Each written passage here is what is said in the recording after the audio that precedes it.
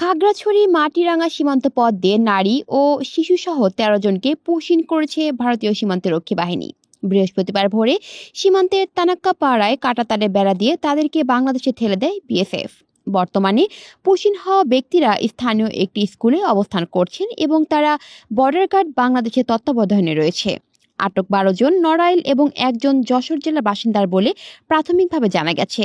মাটিরাঙ্গা উপজেলার তবলছড়ি ইউনিয়ন পরিষদের প্রশাসনিক কর্মকর্তা ওসমান আলী জানান, পুশিন হওয়া ব্যক্তিরা ভারতের মহারাষ্ট্র রাজ্যের ইটভাটা ও নির্মাণ শ্রমিক হিসেবে কাজ করতেন। তাদের মধ্যে কেউ ২০ বছর আগে, কেউ বা ৯ বছর আগে কাজের সন্ধানে অবৈধ পথে ভারত গিয়েছিলেন।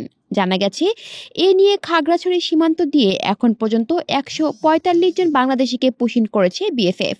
নতুন করে ১৩ জন ছাড়া বাকি সবাইকে ইতিমধ্যে পরিবারের কাছে হস্তান্তর করা হয়েছে। চলতি বছরের ৭ মে প্রথমবারের মতো মাটিরাঙ্গা ও পানছড়ি উপজেলায় ৩টি পয়েন্ট দিয়ে বাংলাদেশিদের পুশিন করা শুরু করে ভারত। কলি শিকদার, বাংলা নিউজ নেটওয়ার্ক।